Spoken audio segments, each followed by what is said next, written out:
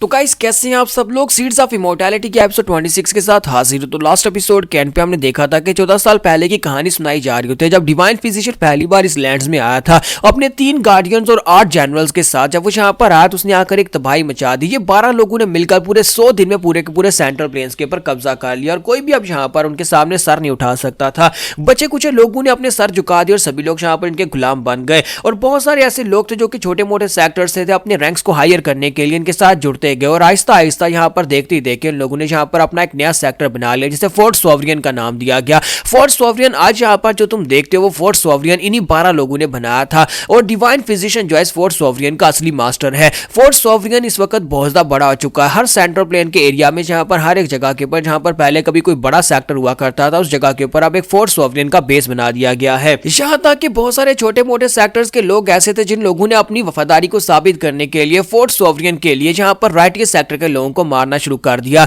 और grand martial union यानी कि उस वक्त जो ग्रैंड मार्शल यूनियन बनाई गई थी, ऑर्थोडॉक्स और अनऑर्थोडॉक्स सेक्टर्स ने आपस में हाथ मिलाए थे। अभी भी यहाँ पर कुछ लोग उनके बचे कुछ जिंदा हैं, जैसे कि स्काई मिस्ट वैली के लोग जो कि यहाँ पर उनसे छुप कर जिंदा और अभी तक वहां पर रह रहे हैं। फोर्ट सोवरियन अभी तक यहाँ पर इनको कंप्लीटली डिस्ट्रॉय या फिर इनको कंप्लीटली मारने में कामयाब नहीं हो पाया, लेकिन बहुत सारे लोग ऐसे हैं जो कि उनके साथ मिल तो चुके हैं लेकिन अभी भी यहाँ पर उनसे अंदर से नफरत करते हैं क्योंकि ये 12 लोग बहुत ज्यादा ब्रूटल और क्रूल हैं। इसके अलावा बाकी सारी बातें वो तो सिर्फ हिस्ट्री की बातें हैं, लेकिन जो भी हो लेकिन ये बात वाकई में सच है कि यहाँ पर ऐसा कुछ हो रहा है। ये फोर्ट सोवरियन वाकई में एक बहुत ही बड़ी खतरनाक ऑर्गेनाइजेशन है जिसका इस वक्त हमें सामना करना पड़ रहा है। लेकिन अभी भी यहाँ पर बहुत सारे ऐसे लोग हैं जो कि यहाँ पर इंसाफ के साथ खड़े हैं और चाहते हैं कि फोर्ट सोवरियन खत्म हो जाए, फोर्ट सोवरियन के लोग कहीं पर चले जाएं। तो हमारे चीफ उसे कहता है कि मैं यहाँ पर तुम्हारे साथ सिंपैथी तो कर सकता हूँ लेकिन मैं ऐसा इंसान नहीं हूँ कि मैं यहाँ पर तुम्हें इस बारे में कुछ कह सकूँ या फिर तुम्हारे साथ कुछ बात कर सकूँ। फिलहाल के लिए मैं सिर्फ और सिर्फ यहाँ पर फोर्ट सोवरियन की पावर्स के बारे में जानना चाहता हूँ, फोर्ट सोवरियन के बेस के बारे में जानना चाहता हूँ, इनका स्ट्रक्चर क्या है, यहाँ पर फोर्ट सोवरियन की मेन पावर्स हैं क्या। तो क्या तुम यहाँ पर मुझे इसके बारे में कुछ और बता सकते हो और खास तौर पर उस बंदे के बारे में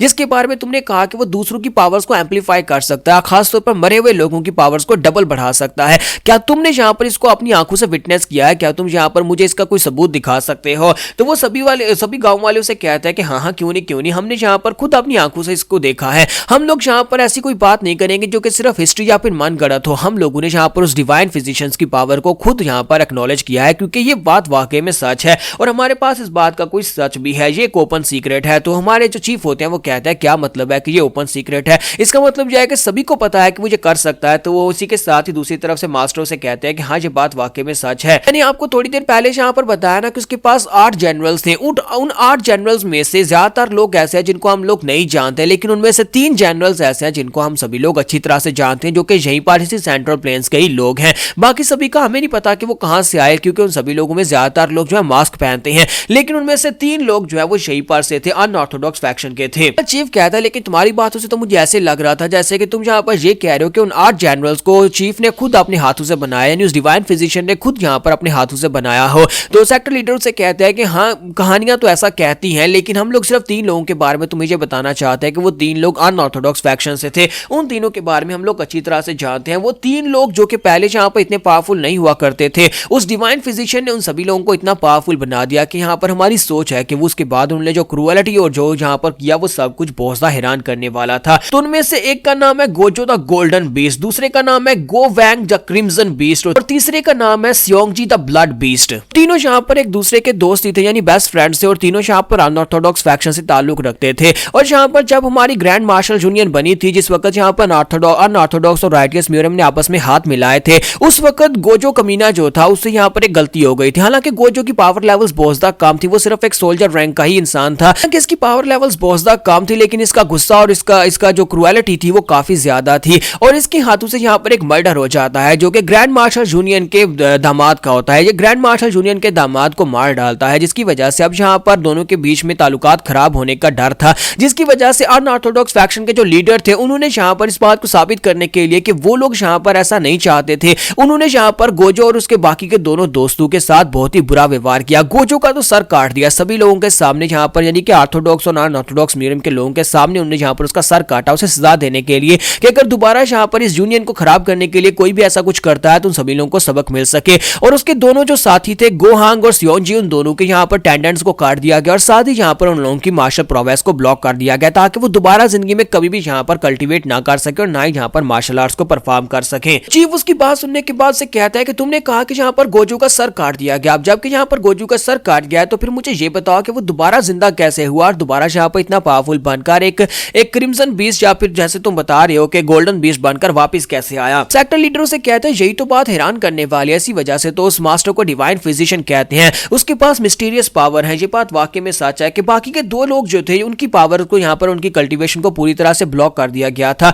मेडियंस को ब्लॉक कर दिया गया, उनके टैलेंट्स को काट दिया गया, यानी वो दोबारा कभी मार्शल आर्ट्स परफॉर्म ना कर सके। लेकिन इसके बावजूद वो वापस आए और उन 8 जनरल्स में वो भी शामिल थे। उन 8 जनरल्स में उनकी पावर लेवल्स इतनी ज्यादा थी कि हम सभी लोग जो देखकर पहुंचता हैरान हो गए हैं। हम लोग यहाँ पर सियोंगजी और गोहांग की बात करें तो उन लोगों की मार्शल आर्ट्स तो काफी ज्यादा बड़ी ही थी जिन लोगों की कल्टीवेशन को ब्लॉक किया गया था। लेकिन अगर हम लोग यहाँ पर बात करें जिसका सर काट दिया गया था, गोजो द गोल्डन बीस्ट, उसकी पावर लेवल इतनी ज्यादा बढ़ चुकी थी कि हम लोग यहाँ पर उसको वर्ड्स में बयान नहीं कर सकते। वो कमीना इतना पावरफुल हो गया है कि वो अपने हाथ के साथ पूरी की पूरी माउंटेन को उड़ा सकता है। तो यहीं पर से नेक्स्ट सीन जो होता है फिर से वहीं पर उसी केव का दिखाया जाता है जहां पर अबिसल बीस्ट को दिखाते हैं कि वो क्रिम्सन बीस्ट गोहांग के पास जाता है। गोहांग को सजा के तौर पर वहां पर पिलर्स के साथ जंजीरों के साथ बांधा गया होता है, वो हवा में लटक रहा होता है। जब वो वहां पर लटक रहा होता है तो इसी के साथ अबिसल बीस्ट उसके पास जाता है और उसे कहता है गोहांग मुझे पता है कि तुम जाग रहे हो, अब अपनी आंखें खोलो और मुझे तुमसे बात करनी है। तो गोहांग जो था अपनी आंखें खोलता है, उसकी तरफ गुस्से के साथ घूर कर देखता है, वहीं पर थूक देता और कहता है कि अबिसल बीस्ट, सर अबिसल बीस्ट आप यहाँ पर क्या करने के लिए आए हैं? लगता है कोई बहुत ही जरूरी काम होगा, इसी वजह से आप यहाँ पर मेरे रूम में आए हैं, वरना आप यहाँ पर कभी मेरे रूम में नहीं आते। तो उसी के साथ ही अबिसल बीस्ट उसे कहता है कि यहाँ पर एक बहुत ही खास मिशन है जो मुझे तुमसे करवाना है।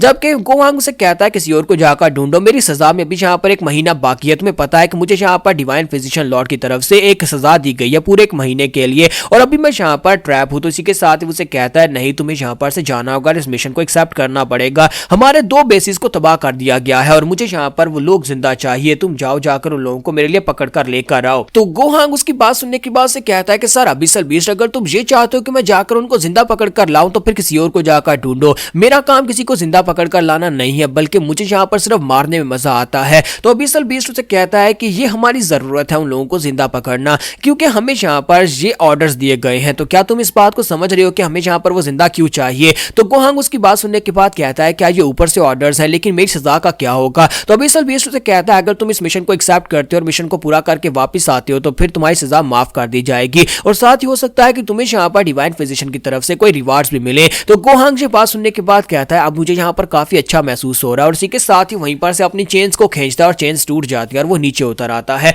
और नीचे उतरने के बाद कहता है कि मुझे बताओ कि मेरा टारगेट कौन है और किसे जाकर पकड़ना है। जबकि यहीं पर से नेक्स्ट सीन फिर से हमें चीफ का दिखाया जाता है जहां पर चीफ जो होता है वो सेक्टर लीडर से कहता है कि हम लोग यहाँ पर इन 8 मॉन्स्टर्स या फिर जिनको अभी तुम बता रहे हो इन 12 लोगों को कहां पर ढूंढ सकते हैं, हमें उनके बेस के बारे में बताओ कि उनका बेस कहां पर है। तो यहाँ पर हम लोग अपनी एपिसोड 26 का एंड करेंगे और नेक्स्ट एपिसोड में देखेंगे कि यहाँ पर इनके बेस के बारे में चीफ को पता चलेगा या फिर यहाँ पर गोहांग पहले इन तक पहुंच जाएगा।